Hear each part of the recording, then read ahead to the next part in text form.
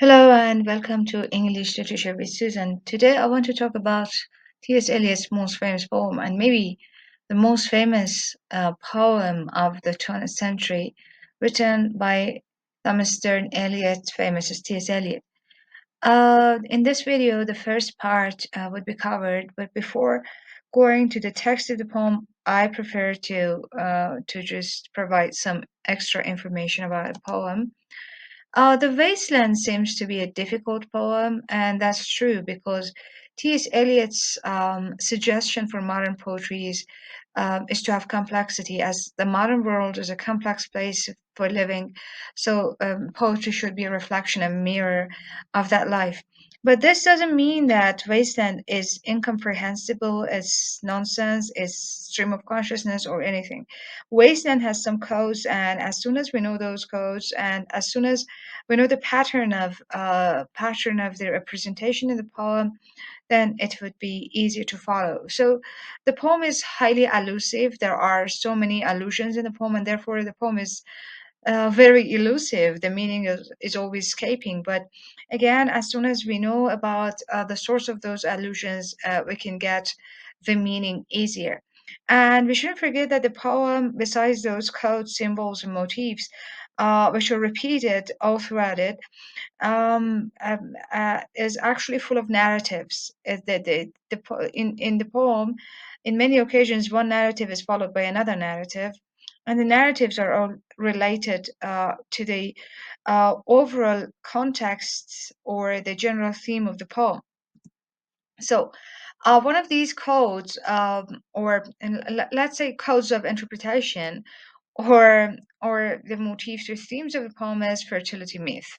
The poem is about fertility, and in different forms of fertility myth, whether it is the Grail story as it is represented in the poem, or pagan fertility mythology, forms of mythology in which a god or a goddess was supposed to be sacrificed for the sake of the harvest.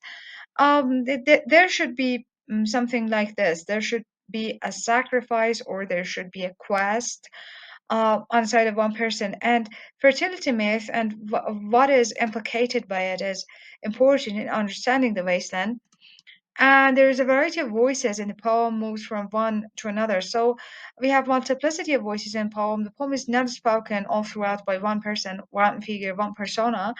And some of the times, sometimes no, maybe all the time, this shift of voice is an abrupt one, awkwardly we move from one to another without any precaution or a warning or something.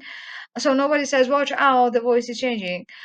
We have to understand this from the context of the poem. This is almost a guess, but we're supposed to understand it. And then we can say that the poem is, instead of the setting of the poem, instead of being real places or a real special place, is the mental space which is inhabited by people. So we can say that the poem shows the contrast between what is a place, a location, and what is a space. The location as a specific place, we can talk about its characteristics, geographical location, but or position, but about a space, we can say that it's the potential place, and this potential place is represented in the poem. So we have the space of the mind mostly, and we should say that the poem also represents a space of God's absence, and therefore the resulting lack of fertility in humans and nature. To summarize this, we can say that uh, in Eliot's world of the wasteland, fertility is related to the existence of God. And if human beings had said that God is dead, this is the viewpoint of the human beings at the time. And if there is no God, therefore there is no meaningful sexual relationship between man and woman. And marriages or relationships are, for various reasons, broken in this poem. So this is one of the codes, important codes, present in a poem. And then the poem is written in form of a collage. Um, Though the poem has an overall pattern, but this pattern is filled by different forms or formats or materials. Sometimes it is quotation, sometimes it is narration, and sometimes we see when two stories are put side by side one another. to show a contrast and juxtaposition. So this is the manner of the poem. The material sometimes changes, and also the format, but the pattern, the overall image is always in there. The lack of utility. So the wasteland, it doesn't mean that in the wasteland doesn't mean it is a wasteland because there is no fertility over the ground. So we don't have plantation, for example.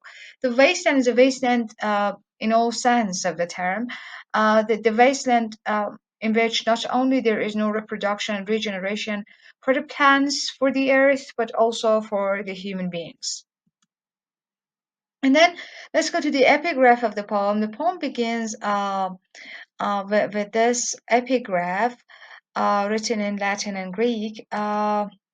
It is a reference to the myth of Sibyl. And the myth of Sibyl is significant for two reasons. First, about death wish. Based on the Greek mythology, Sibyl was a figure that she was a very beautiful young woman. Apollo was passing and I saw her, and because he took some interest in her, he asked her to have a wish, and then as a god, he can fulfill that wish. Sibyl accepted, and she asked Apollo eternal life. But she forgot to ask for remaining young and not getting old. So Sibyl got older and older, but she couldn't die. Her body got so fragile and spectre-like that they put her into a cage, and then children played around that cage and sang, Sibyl, Sibyl, what do you want? And she answered, I want to die. And the poem is also representing a death wish or something like that, especially that it begins with the first part, which is called the burial of the dead. So death is important in Wasteland because after death we can possibly or potentially expect resurrection. And this is one of the main questions of the poem: that what happens after death. Now, maybe Percy Shelley has asked it in the best way at the end of his famous poem, "Ode to the Best," when he says, "If winter comes, can a spring be far behind?" So that this is also related to the themes of Wasteland. And another important aspect of Sibyl's presence here is that she's a prophetic figure who guided Anya throughout the Hades.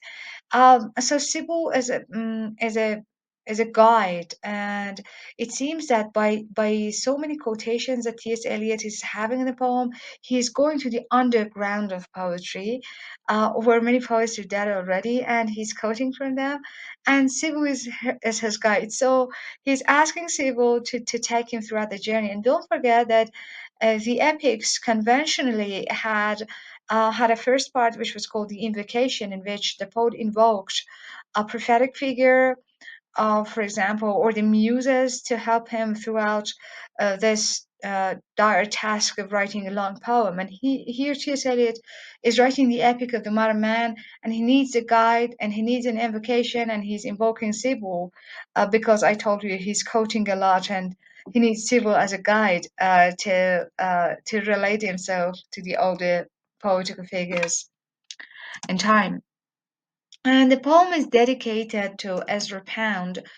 The dedication is quoted actually from Dante's Commedia, or the Divine Comedy, for Ezra Pound il Meglio Febro, because Ezra Pound had edited the poem. He had added some of the footnotes or suggested them, and he's responsible for cutting short the fourth part of the poem. About 100 lines of the poem is cut by Ezra Pound because he thought that that part is too heroic to be a modern type of poem. And I mentioned Dante's Divine Comedy. Dante's Divine Comedy is one of the main sources of the quotations in T.S. Eliot's The Wasteland, so he's one of those codes which makes the comprehension of the poem easier for us. So, the expression in miglior fabbro means the better craftsman, because poetry itself also means craftsmanship, originally literally from Greek, and a poet is a craftsman. T.S. Eliot is referring to that notion here. And then let's move to part one, the burial of the dead. The part is called the burial of the dead because I explained that death is the beginning of the expectation for resurrection or the Messiah. The poem begins with this, and then it ends with at least such a potential. Let's say I'm not going to spoil the whole poem here. The title, "The Burial of the Dead," is not T.S. Eliot's. It is actually the name of a prayer book, which was read centuries ago in the church on the occasion of a funeral. And okay, this is also the burial of the dead for T.S. Eliot. So, because he's seeking that kind of expectation for resurrection or back of in the coming back of fertility. Anyway, we are in the wasteland, also associated with death. And the poem begins with a surprise. We're going to throughout the poem, paragraph by paragraph, and some of these paragraphs are shorter, some longer. And by the way, this is the first, maybe one of the most famous first lines openings of a poem in English literature, because he says April is the cruelest month. April is considered to be the beginning of spring, the time of the resurrection of earth, but here spring is not celebrated in this poem. He moves against the tradition, and one of the most famous literary works written about spring and which starts the journey in the spring is Geoffrey Chaucer's Canterbury Tales, when he talks about when summer season was soothing, so the pilgrimage has started. Here T.S. Eliot is sorry to start this experience, this pilgrimage in the in the spring, or by the beginning of the spring, but it is also significant that he's by referring to allusively to Geoffrey Chaucer's work, he is also starting his pilgrimage. Breeding lilacs out of the dead land, mixing memory and desire, stirring dull roots with spring rain. So this is the problem with the spring. It mixes memory and desire. Memory of the things I wish we could not have. The difference between the two words desire and wish is this: that wish can be fulfilled, but desire is a wish which is remain unfulfilled. So spring with that soft weather would remind us of the things which we desired and could not have. So memory and desire here. Stirring dull roots with spring rain, and it also brings life. Rain, springs, seas, or any forms of body of water, river, is a repeated code in the wasteland. So I tried to show all of them with the color blue. No different images of water in the poem. Generally, water cannot bring fertility back, or even it can kill man. So water is generally considered to be the liquid of life, but which can bring life. Actually, without water, we cannot remain alive. But in the wasteland, either there is no water or there is too much, and both of them can kill. So this is the point here. And then we have another surprise in the poem: winter kept us warm. How can it be winter kept us warm? And then he explains, covering earth in forgetful snow, feeding a little life with dry tubers. Tubers are the underground part of a stem which helps the stem or the plant itself to remain alive all throughout the winter. And one of the characteristics of the wasteland is that the seasons are surprising us. Spring is cruel, winter is warm, and then we see that the summer can also bring rain, or it can surprise. So the seasonal cycle is broken, is distorted, and this is maybe one of the signs that we are in the wasteland. Covering earth in forgetful snow, feeding a little life with dry tubers. Therefore, summer surprised us. But before reading the rest of this part, we have to notice that here the voice was one thing, a general voice, and from this general voice, all of a sudden we shift into a very personal voice. Summer surprised us. Who is the referent of this pronoun us? We will know later. Summer surprised us, coming over the Starnberg See. The Starnberg See is the name of a lake in Germany. So the Germans use the word Z S double E to refer to a lake. Um, and we will see the significance of this lake later.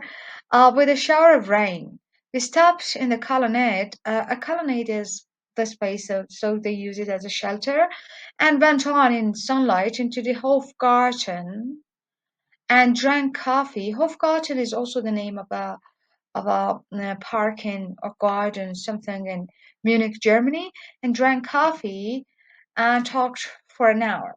So these parts are most probably taken from the memoirs of a German woman whose voice is also heard in this line: Bin gar keine Russin, stamm aus Litauen, ist Deutsch. She's saying that I'm not Russian at all. I come from Lithuania, a true German. The poem, this line of the poem has an international aspect, and this international aspect is repeated in the other parts of the poem as well. It seems that the wasteland is not just limited to where T.S. Eliot is living, but all the world. And don't forget that the poem is written in 1922, immediately after the First World War. So the attitude exists in the poem. And when we were children, staying at the Archduke. So, who is the Archduke? The Mad King of Bavaria. He was drowned in a lake. So, he's maybe the first instance of the death by water in the poem. Death by water is one of the causes of the poem. He also loved Wagner. And again, Wagner is referred to in some occasions in the poem. There are quotations from his operas. T.S. Eliot also loved Wagner, and Wagner is in the poem, so he's also introducing the basic ideas behind the poem here.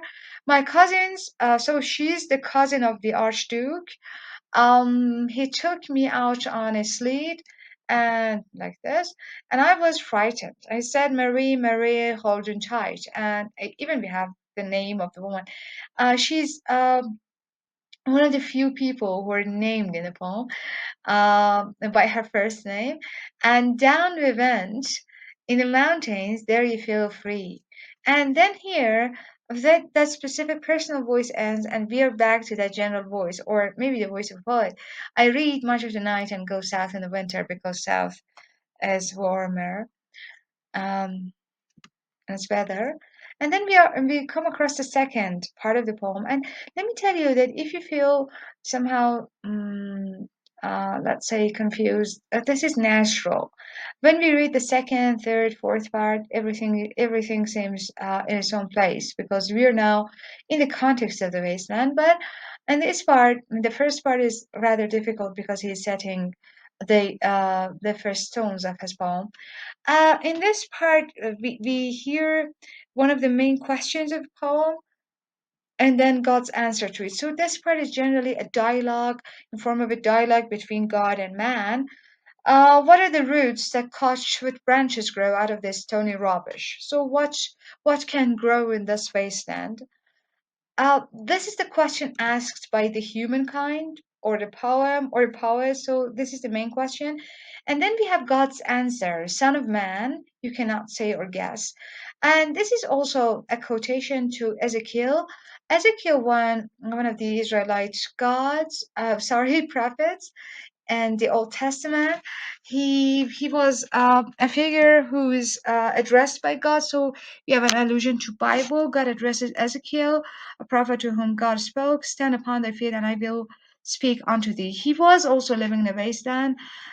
His tribe, his people were living under a difficult situation. So he asked God that what can we do here? And God asked him to stand upon the feet, and I will speak unto thee. And here, as if you're Ezekiel, and God is speaking to us, he answers, "Son of man, you cannot say or guess."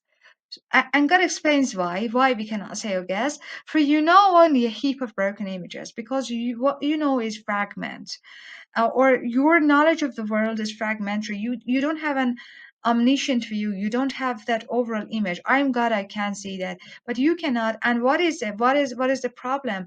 That you have taken and you have actually forced me to go out of your world, so you cannot guess that I'm God, I know, but your knowledge is broken images.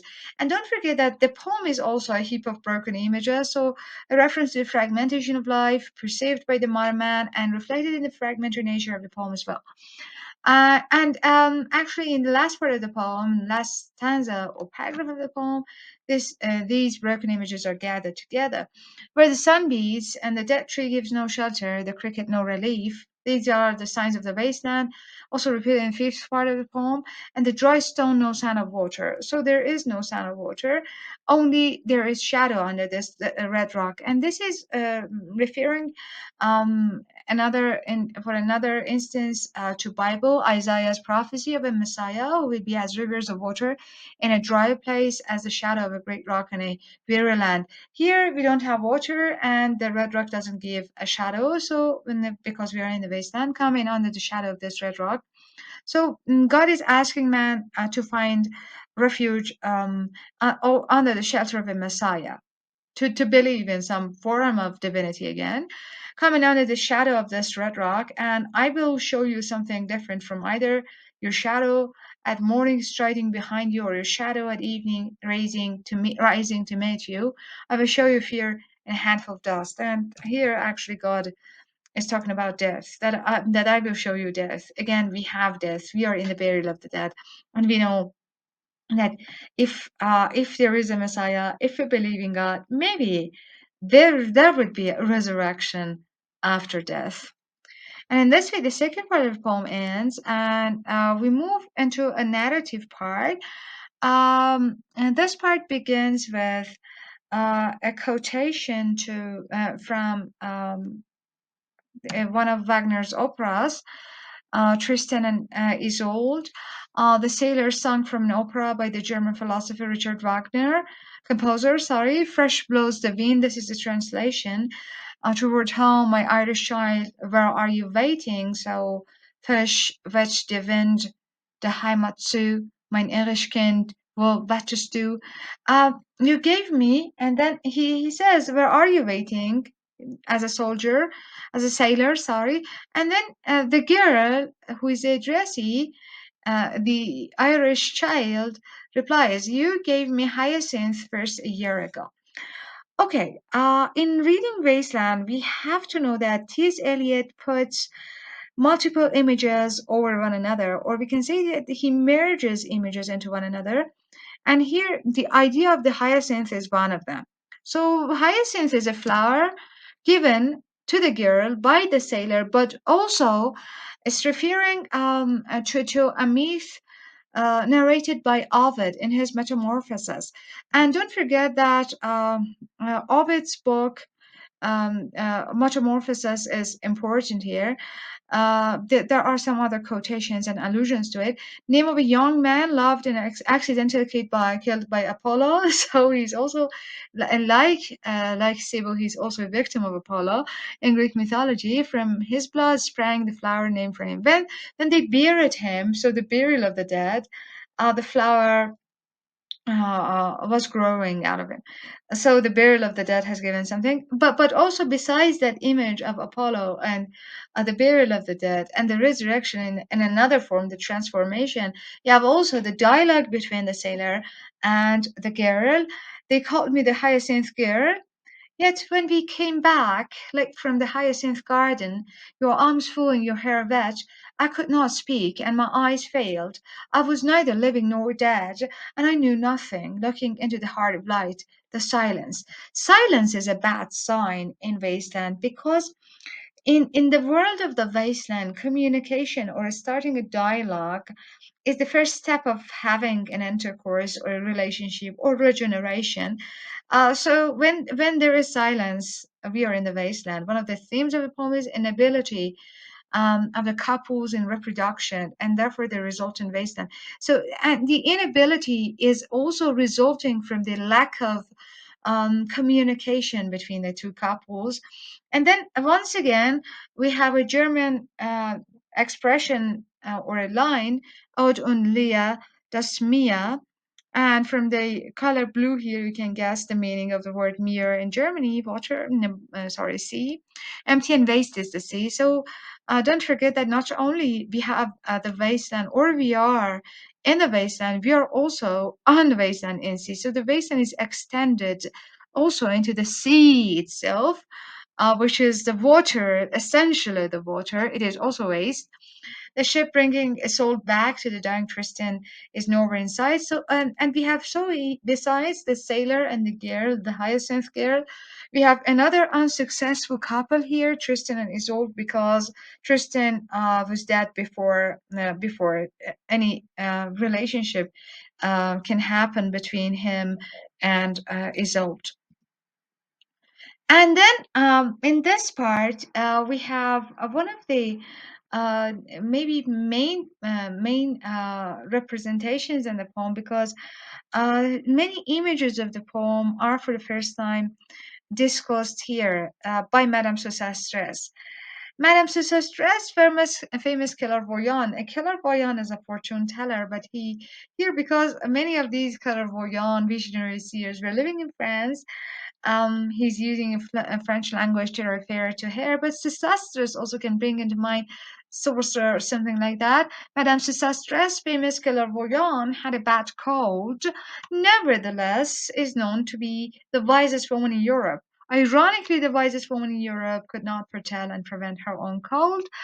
But people still go to her with a wicked pack of cards. And here, the speaker of the poem is in Madame Sosastre's room, office, or something, to see his own card. Here said she, "Is your card the drowned Phoenician sailor?" So this is here, said she, "is your card the drowned Phoenician sailor?" So Madame Sosastres tells the speaker that you're going to experience death by water. Those are perils that were his eyes, and those are perils that were his eyes is also a reference to an allusion to Shakespeare's The Tempest. The Tempest is also repeating itself in the poem because it is related to the idea or the theme of death by water. Death by water happens in The Tempest. About the wicked pack of cards, Eliot explains that specific pack of tarot cards, which were based on the life symbols in the Grail story. So, Grail story, as an important actually note here, note that Grail is a symbol of a woman's womb because of its shape. It's an oval shape, and the shape it has like a cup shape, and thus a symbol of fertility.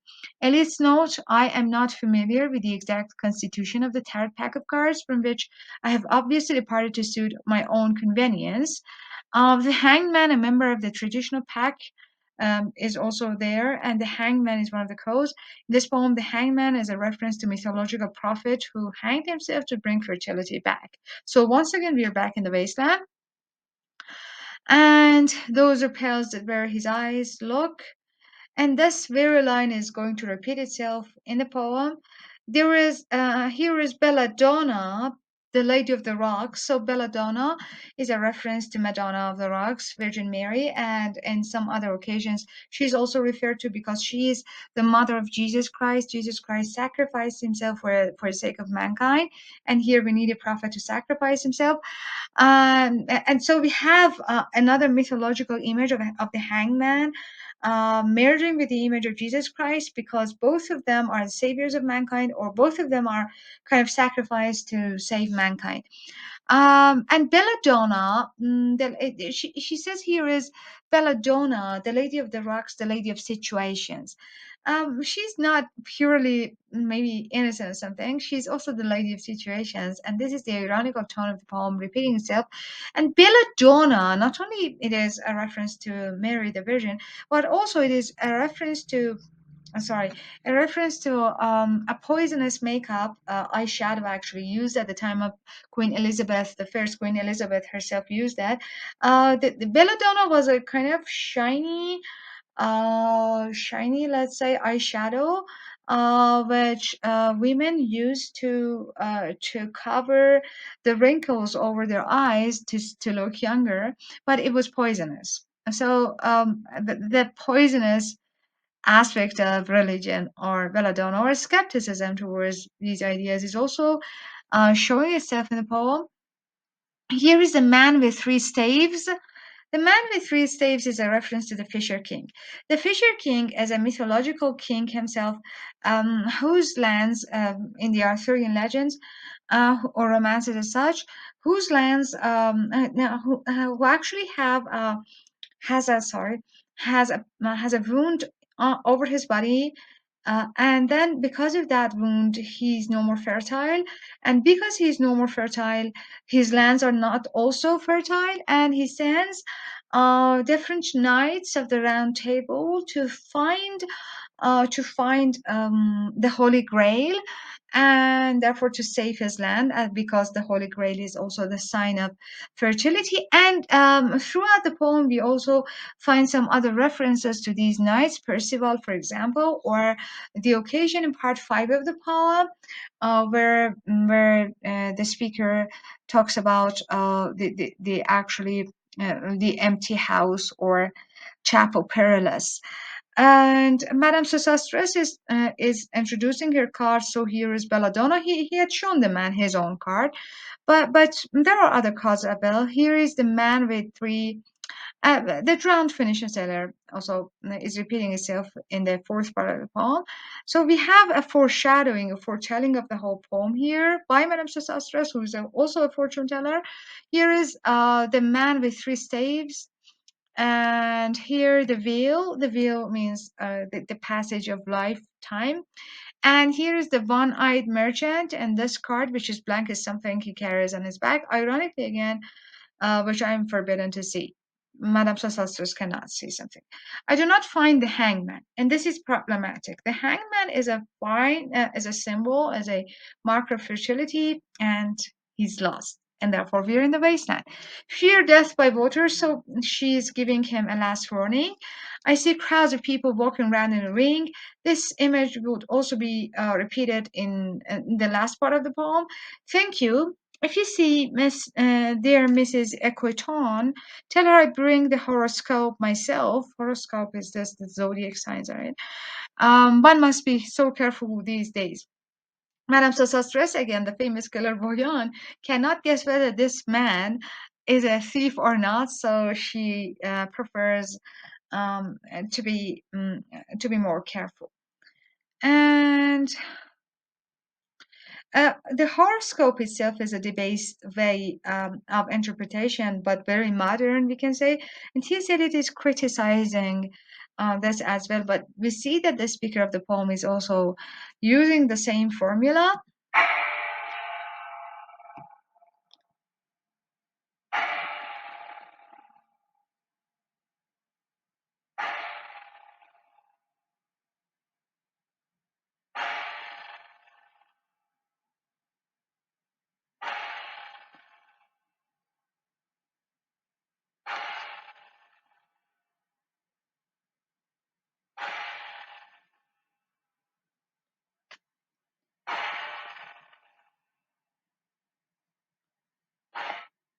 Unreal City.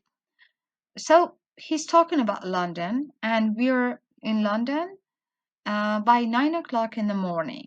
Unreal City under the brown fog of winter dawn, a crowd flowed over London Bridge, so many. I do not thought death had undone so many. The people moved across London Bridge to reach downtown and then to go to work. And by the strike of 9, they were supposed to be at their work. T.S. Eliot himself was a bank clerk, so he was familiar with this type of life, and he knew it. He knew this scene maybe from his own memory.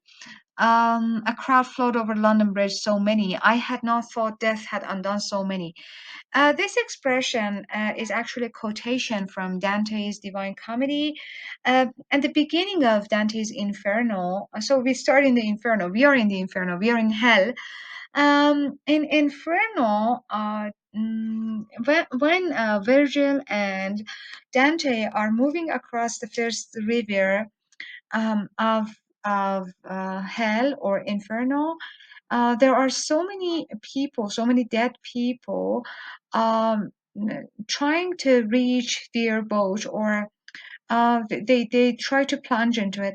And here, T.S. Eliot is again merging the two images, that these people are not really alive. Death had undone them. They are dead men walking. So this is his suggestion. Sighs short and infrequent were exhaled, and each man fixed his eyes before his feet. Flowed up the hill and down King William Street. So where are they? Where are they going? Down King William Street to where Saint Mary Woolnoth kept the hours. Saint Mary Woolnoth was the name of a church which had a clock which kept the hours. So when they were just coming down from the bridge to this place, they were checking time with Saint Mary Woolnoth. The clock is here if you check, if you can see it, or if you can zoom more. So and they because maybe many people didn't have personal watches, iWatches, mobile phones, or things like that. They were supposed to look ahead and check the clock here. And what is the significance to where St. Mary Woolnoth kept the hours with a dead sound on the final stroke of 9? So when it was 9 o'clock, everybody had to be at work, so it was a dead sound. So nobody was there. The street was like the street of the dead. And the final stroke of 9 is also significant in one other way, because according to the Bible, Jesus died at the ninth hour, and here we have Saint Mary and Jesus once again. There I saw one I knew and stopped him, crying, Stetson. The name Stetson can also be suggestive of something like state's son, and the state's son is going to work at the punctual time.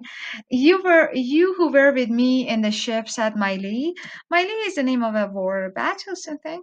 The corpse, and suppose that you have seen someone after a long while, and you ask him this: that corpse we planted last year in your garden, had it begun to sprout? Because we are in the burial of the dead, and the burial of the dead is going to end here. And he's asking whether the burial had any resurrections or not, like the idea of the hyacinth. Will it bloom this year? Or has the sudden frost disturbed its badge? Oh, keep the dog far hence, that's friend to man. Or with his nails he'll dig it up again. So the friend to man can also damage on this kind of rebirth. So a distortion of the fertility god's ritual death, which heralded rebirth. And he ends with a quotation from the French poet Baudelaire: You hypocrite lecteur, mon semblable, mon frère. Is translated as hypocrite reader, you hypocrite reader, my likeness, my brother.